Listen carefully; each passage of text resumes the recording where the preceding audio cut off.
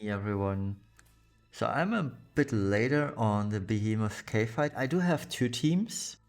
I'm showing off this one first because the second team, which I'm going to show you at the very end of the video, I still haven't figured out how to take as little damage as possible.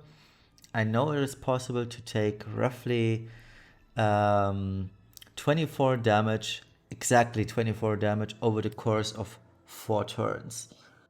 It's just super hard to pull off, and I haven't yet, but I know that this strat works. It was the first one I came up with. Well, actually, Poppy wasn't in there on my first draft. It was Realm that I used initially, but a good friend of mine suggested on Discord, why don't you use Poppy? And I was like, yeah, why not, right?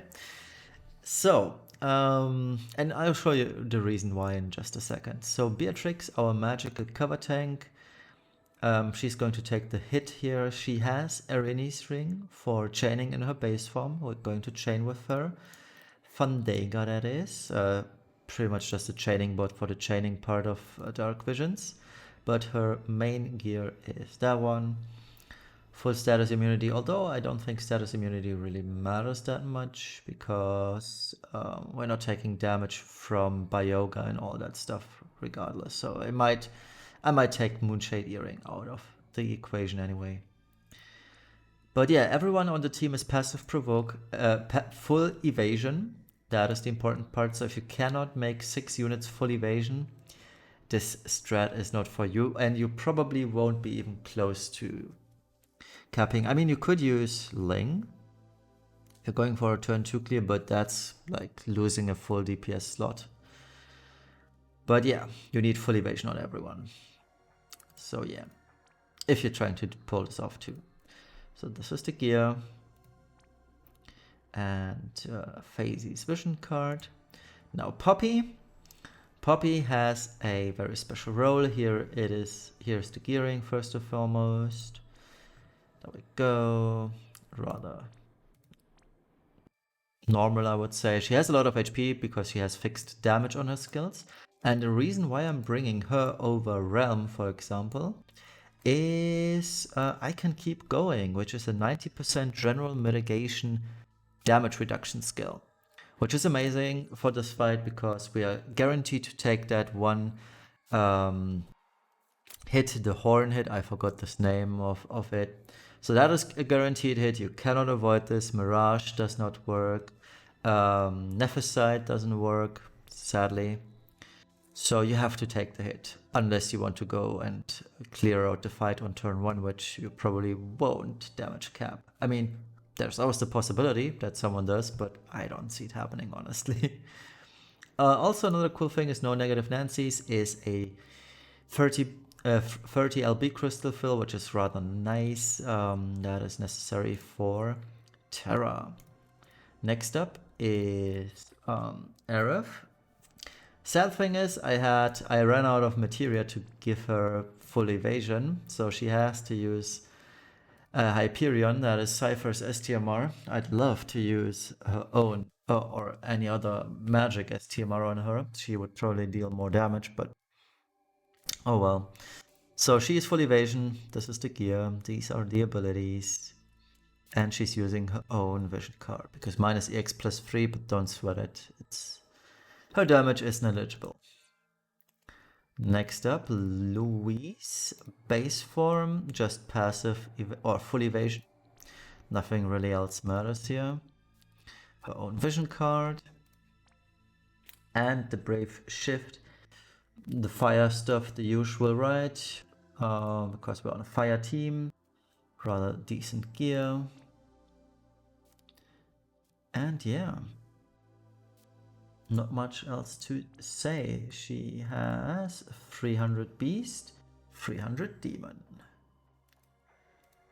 Next up is Yigni. Full evasion in the base form. Oh, I gave him Twin Sword User for both these weapons because Yigni cannot wear swords and katanas innately, so I had to compensate. And in Brave Shift, this is the gearing. Looking good. And also using Luis's vision card. And Yegni has 300 Beast and 225 Demon. Sadly, I was not able to make that one work for 300 out of 300. I have to use Keepsake Locket, so feels bad, man. Feels really bad, man. If only I had Life or Purge or whatever the name is, that one would have saved me a lot of trouble, but I didn't cash in on that one. And lastly, we got Terra. Terra has a lot of Albefill, as you can see. She also is full evasion in base form. So Dragon's Brush, she has Call of the Wild, Advanced Weaponry. That one fills half her LB gauge on turn 1, and the rest of it is coming from Poppy. Using her own vision card, obviously. And in her Brave Shift, I am realizing that she's missing a piece of equipment. Well, it won't matter in the grand scheme of things, but she was missing that in my clear attempt. No, she was not. She was not. I just reloaded this team, so never mind. It was okay on the actual fight. And yeah, the abilities, and she's good thanks to her Chronicle weapon. 300 LB damage, 300 Evo damage, and 270 Esper damage, which is really cool. She's slowly but surely getting there with her stats. Alright, now enjoy the fight. Well, it's 2 turns. And I'll come up with a better strat. I do have a better strat already. I do have to come up with a proper strat for that, and or proper execution. That is the word I was looking for. And I'll show you that on Saturday or Sunday. Enjoy the fight. Alright, let's do this. And hopefully I don't mess up, but there is rather little to mess up. Alright, so Yegni is going to Fruits of Research, Vitality Fountain, Gemini Enchantment, and Advanced Fire. We'll target ourselves with the damaging cast, so we don't actually touch the boss at all. Louise is going to Firestarter, overriding the magic boost, Incapacitate, Diverse Arsenal, and Tactical Armor. Such that, what's her name, Beatrix takes less damage. Beatrix is going to cover and mitigate.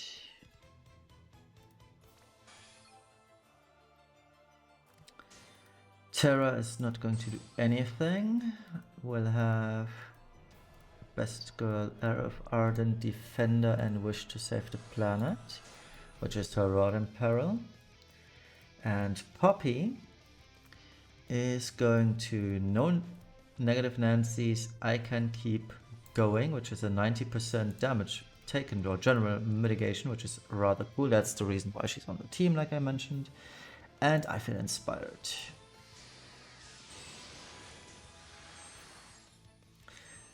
I might actually use, what's her name, Sacred Shield Charlotte for this, maybe? She has a 90% magic mitigation on top. She might be good too. Aerith is going to limit. Terra is going to Brave Shift and limit. Yegni is going to Brave Shift and Pentacast. Soul Projection, which is super hard.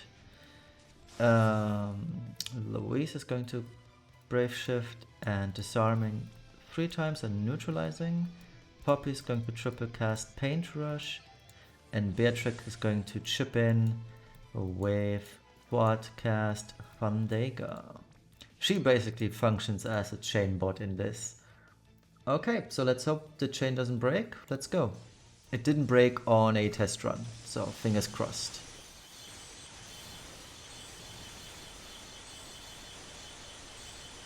It didn't break again. Awesome.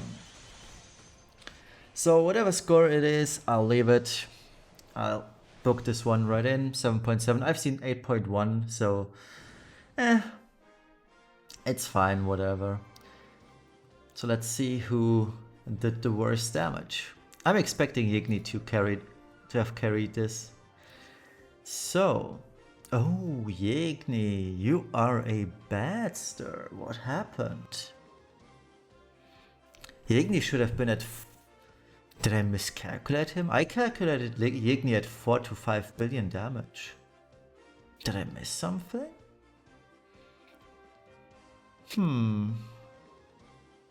Something must be amiss. But that's fine for now, I guess.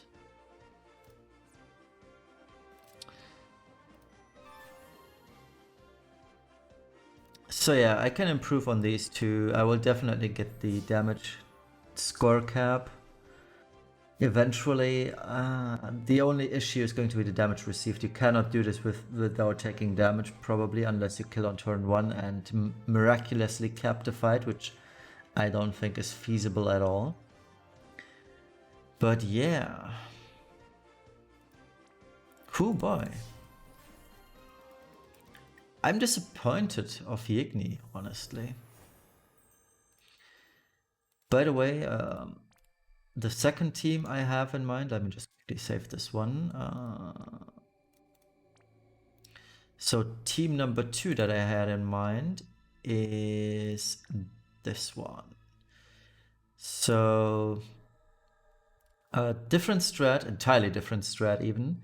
It's going to go to turn 5, which means I probably should actually use a different tank other than Beatrix. I was hoping to get another copy of Celeste. She would tremendously help here, just because she has such huge bulk and all.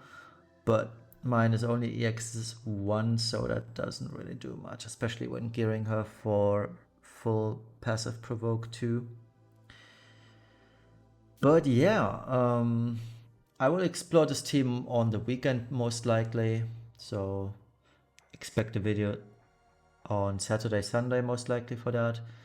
But yeah, tomorrow on Thursday I will go for Shadow Malice. Okay. Well, oh, it's Chaotic Darkness. Okay, so tomorrow I will tackle Chaotic Darkness. I have no clue how to do this just yet, but probably going to be a Tifa Sephiroth team. We'll see how that one goes. Anyway, thank you all for watching. I hope this helped somehow. I need to figure out why my Yigni didn't do as much damage as I calculated him to do. I'm kind of shocked, but oh well. We'll see about that. Anyway, thank you all for watching. Bye bye.